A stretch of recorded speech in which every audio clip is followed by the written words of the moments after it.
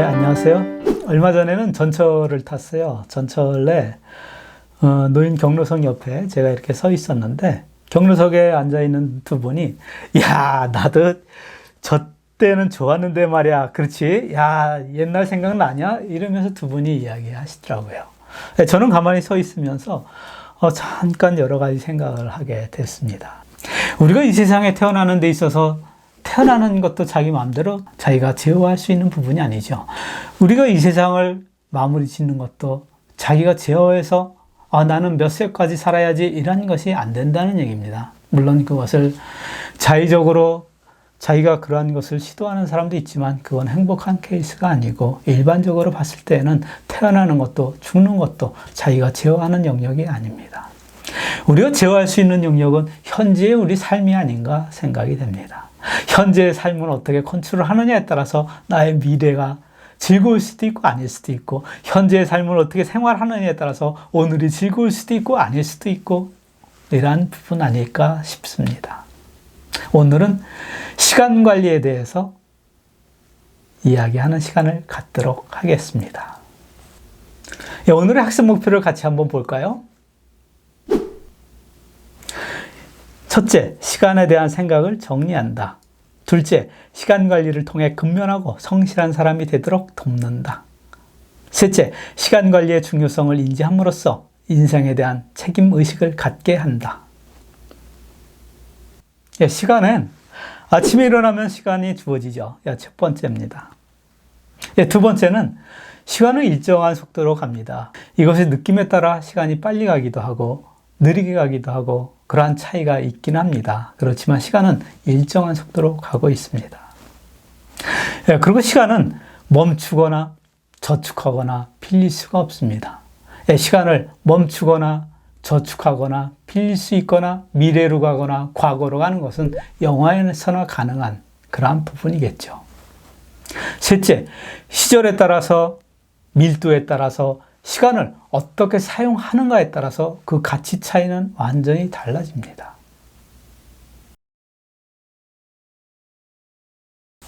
올해가 벌써 4월 달입니다. 작년 같은 경우에는 시간을 제가 상당히 효과적으로 사용을 했었는데 올해는 그렇지 못했다는 반성을 좀 합니다. 작년에는 1월 1일 날 제가 계획을 잡은 것이 3월 말까지 책에 초고를 쓰겠다 이런 계획을 가지고 있었습니다. 그래서 아침에 카톡을 서로 보내주고 오늘 자기가 아침에 계획 잡은 거를 실행한 사람은 인증샷을 보내고 공유하는 이러한 카페에 가입을 해서 제가 3개월 동안 초고를 끝낸 적이 있습니다. 아침에 한 페이지면 3개월이면 90페이지 아닙니까? 그리고 주말에 조금 더 쓰면 A4 100페이지를 채울 수가 있습니다. A4 100페이지면 근래에는 책의 여백이 많고 책을 두껍지 않게 쓰기 때문에 책 한 권을 출판할 수가 있습니다. 작년에는 1월, 2월, 3월을 그렇게 효과적으로 시간 할애를 관리하면서 지냈던 그런 기억이 있습니다. 그런데 올해는 그렇게 작년같이 하지 못하는 좀 시간을 많이 소비하고 있는 이러한 1, 2, 3, 4월 달이 되지 않았는가 반성을 해봅니다. 시간 관리 유형에는 크게 4가지가 있습니다. 첫 번째는 창조형입니다. 제가 작년에 시간을 어떻게 24시간을 제대로 할애할 수 있을까 고민했던 것이 창조형의 시간 관리 유형이 되겠습니다. 두 번째는 절약형입니다. 아침에 출근해서 퇴근할 때까지, 아침에 등교해서 하교할 때까지의 8시간 제외하고 잠자는 시간 8시간 제외하고 나머지 시간을 어떻게 효과적으로 사용하는가를 고민하는 유형이 절약형이 되겠습니다. 많은 사람들이 시간 관리를 제대로 한다 이렇게 이야기하는 사람들이 절약형에 해당되는 경우가 많습니다. 세 번째는 소비형입니다. 소비형은 아침에 출근해서 퇴근할 때까지 혹은 학생이라고 하면 아침에 등교해서 하교할 때까지 시간 8시간만 제대로 자기가 할애를 하고 그 시간만 집중을 하고 나머지 시간은 자기가 쓰고 싶은 대로 시간을 사용하는 이러한 타입을 소비형이라고 합니다. 예, 마지막에는 파괴형이 있습니다. 예, 파괴형은 내 시간을 제대로 소비하는 거 물론 남의 시간, 남이 계획 잡아서 난 오늘 중요해서 이거 해야 돼 함에도 불구하고 그게 뭐 중요해. 같이 맥주나 한잔 하러 가자. 이렇게 남의 시간 계획 잡아서 관리하는 것까지도 못하게 방해 놓는 이러한 유형을 파괴형이라고 이야기를 합니다. 시간을 효과적으로 활용할 수 있는 방법이 없을까요? 시간을 효과적으로 사용하는 방법은 파레토 법칙이 여기도 적용이 됩니다. 파레토 법칙이 우리 기업에서 80%의 물품, 아이템이 판매하는 매출보다 상위 20%의 제품에서 나오는 매출이 전체 매출의 80%를 차지한다. 이러한 부분이 파레토 법칙을 적용했을 때라고 볼 수가 있죠. 시간 관리도 내가 하루에 생활하는 거의 전체 시간에서 가장 유용하고 가장 나한테 도움되는 시간은 전체의 20%의 시간이 내 인생의 80%의 영향을 주는 부분이 될 겁니다. 그래서 이러한 부분을 어떻게 찾아내는가를 잠깐 고민해 볼 필요가 있겠죠.